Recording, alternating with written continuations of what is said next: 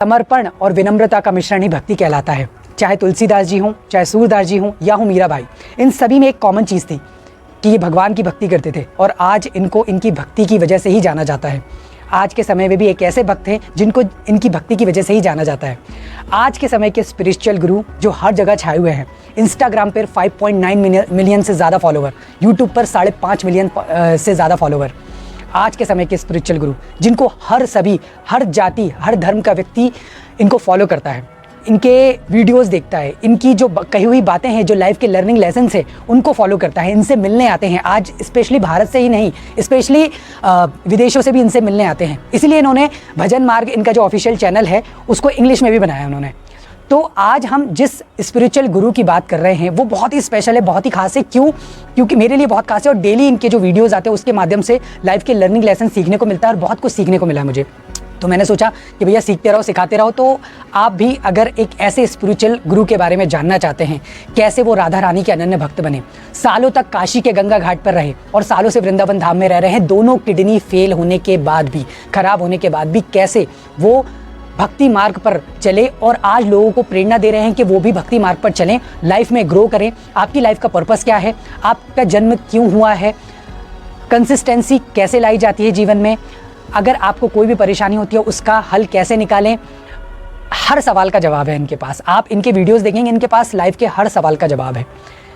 Self discipline कैसे लेके आते हैं, अगर आपको कोई काम कर रहे हैं उसका फल नहीं मिलता तो उसमें किसकी गलती होती है, आपने कहाँ कमी छोड़ी है अपने काम को करने में, वहाँ पे कैसे आप डीमोटिवेट को मोटिवेशन में कैसे बदलें, सारे सवाल हैं इनके पास। तो आज का ये जो वीडियो है ये बहुत स्पेशल है और अगर आप एक ऐसे स्पिरिचुअल गुरु के बारे में जानना चाहते हैं तो आपको वीडियो पूरा देखना पड़ेगा। आज का ये जो वीडियो है वृंदावन के प्रेमानंद महाराज जी के बारे में, जिनसे बहुत कुछ सीखने को मिलता है आज के समय में। और आज के समय में स्पिरिचुअल होना बहुत ज़रूरी है, आज के इस भाग दौड़ वाले समय में जिसमें किसी को कोई किसी की परवाह नहीं है, बस लाइफ की रेस में भागते जा रहे हैं। लेकिन स्पिरिचुअल होना बहुत ज़रूरी है और स्पिरिचुअल से ही हम अपने आप को ग्रो कर सकते हैं, अपने जो गोल्स है उसको अचीव कर सकते हैं।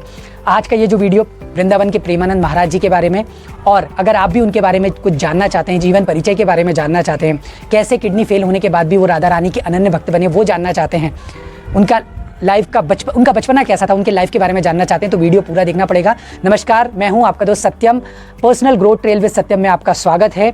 और अगर चैनल अभी तक सब्सक्राइब नहीं किया तो सब्सक्राइब कर दें, वीडियो पूरा ज़रूर देखें। पीले वस्त्र और माथे पर पीला चंदन लगाए महाराज जी की सादगी के आज सब कायल हैं। पहले इनको ज़्यादा लोग नहीं जानते थे। एक बार विराट कोहली, अनुष्का शर्मा अपनी बेटी के साथ इनसे मिलने पहुंचे और ये वीडियो वायरल हो गया। आज स्पेशली वृंदावन उन्हीं से मिलने जाते हैं लोग। तो क्या है ऐसा महाराज जी में खास, शुरू से शुरू करते हैं।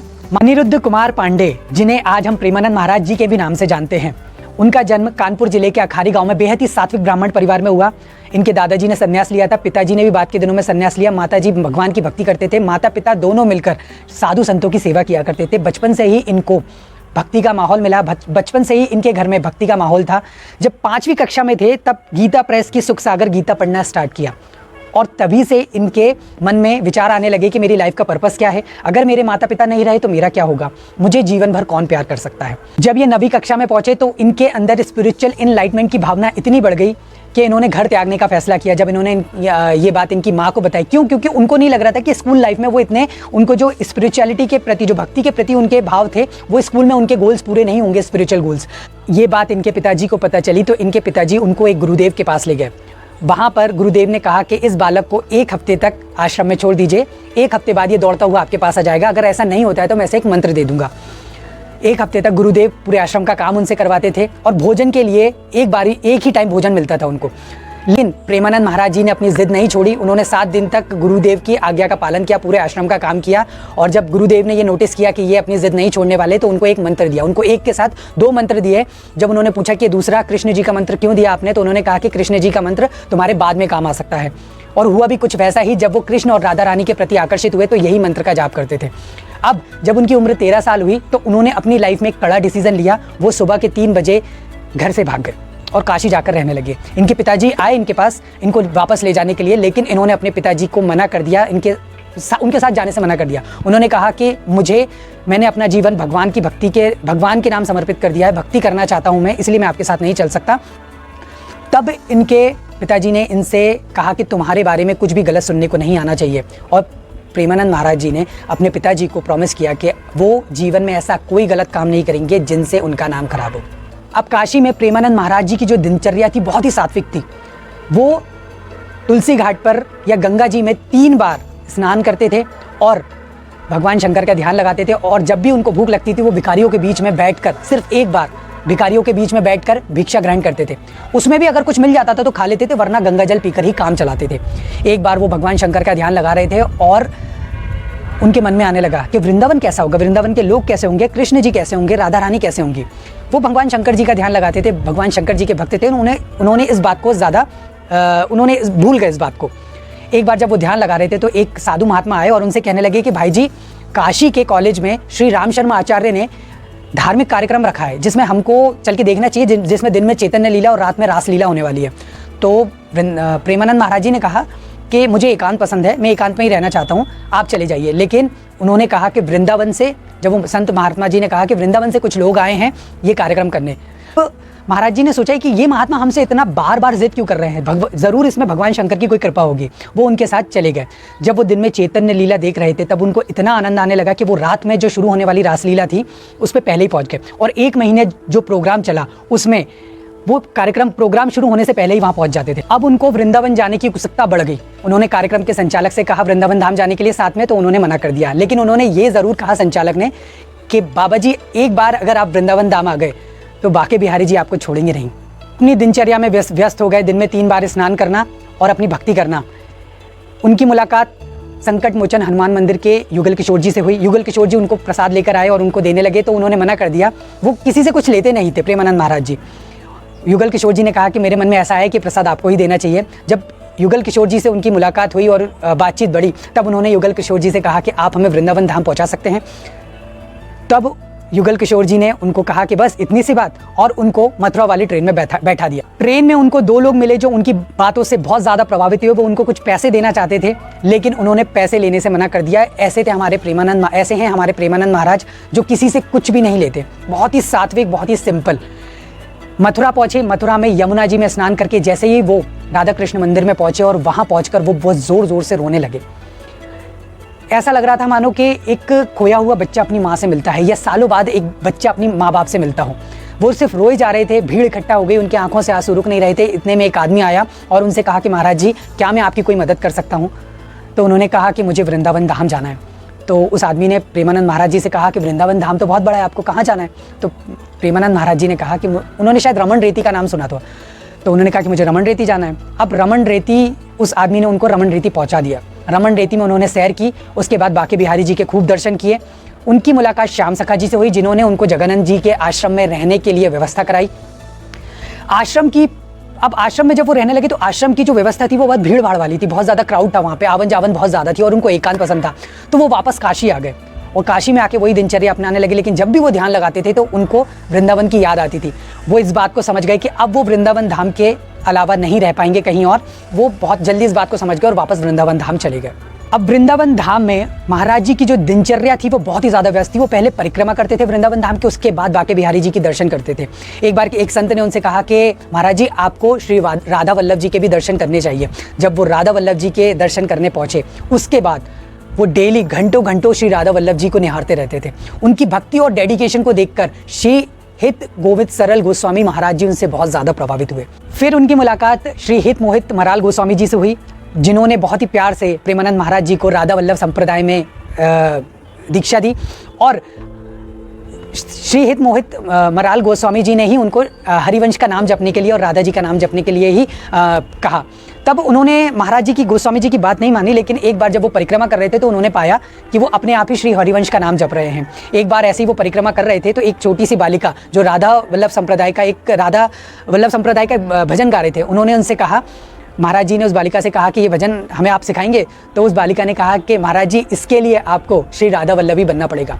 उसके बाद उनका राधा वल्लभ और हरिवंश के प्रति, श्री हरिवंश और राधा वल्लभ के प्रति इतना आकर्षण बढ़ गया, इतनी स्पिरिचुअलिटी बढ़ गई उनकी कि आज वो सिर्फ राधा नाम और हरिवंश नाम ही जपते हैं। श्री हित मोहित मराल गोस्वामी जी ने ही उनको हरिवंश का नाम आगे ले जाने के लिए ही प्रेरित किया।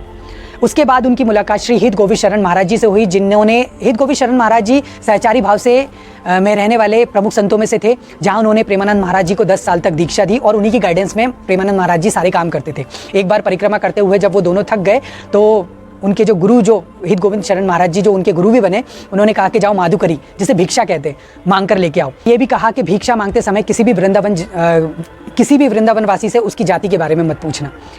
उन्होंने अपने गुरु की आज्ञा का पालन किया और एक घर के बाहर जाकर भिक्षा मांगने लगे। तभी एक महिला एक रोटी पर प्याज की चटनी रखकर उनको दी। जब उन्होंने वो लिया, देखा कि महिला के घर के अंदर से एक सुअर बाहर आ रहा है। दरअसल वो महिला सुअर पालती थी। ये देखकर महाराज जी थोड़ा सा अनकॉन्शियस हो गए। वो अपने गुरु जी के पास गए, उनको सारी बात बताई। तो उनके महाराज जी ने कहा, तो क्या हुआ, एक काम करो, इस रोटी को हैंडपंप के नीचे धोकर लाओ ताकि इससे प्याज की बदबू चली जाए और आधी तुम खाओ और आधी हम खाएं। ऐसे थे इनके गुरु। कर वो अपने गुरु से बहुत ज़्यादा प्रभावित हुए और उनके मन में जो उच्च जाति को लेके जो भी भावनाएं थी वो सारी चली गई। अब उनकी उम्र 35 वर्ष हुई तो उनके पेट में बहुत ज़्यादा दर्द होने लगा। उन्होंने जाके चेकअप कराया। जब चेकअप कराया तो डॉक्टर ने कहा कि महाराज जी, वैसे तो हम बीमारी के बारे में पेशेंट के घर वालों को बताते हैं, लेकिन आप अकेले आए तो आपको बता दूं कि आपकी दोनों किडनियाँ आधे से ज़्यादा खराब हो चुकी हैं और आने वाले समय में पूरी खराब हो जाएंगी। 2-3 साल हैं आपके पास। महाराज जी ने सोचा कि हो सकता है यही श्री जी की कृपा है, यही श्री जी की मर्जी है, लेकिन जब भी जिएंगे, जितना भी जिएंगे, भक्ति और आनंद के साथ जिएंगे। आज इस बात को 18 से 19 साल हो गए हैं। डेली डायलिसिस होता है उनका, डेली 18 से 19 साल हो गए हैं और आज वो राधा वल्लभ जी के बहुत बड़े भक्त हैं, राधा रानी के बहुत बड़े भक्त हैं और आज अपनी भक्ति से लोगों को प्रभावित कर रहे हैं। आज बहुत सारे ऐसे उनके भक्त हैं जो उनको अपनी किडनी देना चाहते हैं, लेकिन वो किसी को कष्ट नहीं देना चाहते।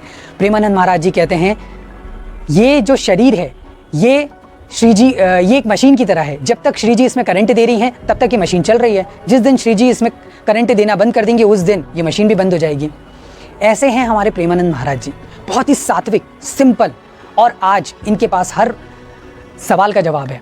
कंसिस्टेंसी और डेडिकेशन, ये सीखने को मिलता है प्रेमानंद महाराज जी से, और लोगों को जीने का तरीका बताते हैं। ये थे वृंदावन के प्रेमानंद महाराज जी। और इनके बारे में अगर आपको और भी कुछ जानना है तो इनका भजन मार्ग ऑफिशियल चैनल है, इंग्लिश में है, हिंदी में है। इंस्टाग्राम पर भी भजन मार्ग के नाम से, अगर इंस्टाग्राम पे अगर आप बहुत सारी रील्स देखते हैं तो इनकी भी रील्स ज़रूर देखा करिए। बहुत ज़्यादा आपको सीखने को मिलेगा।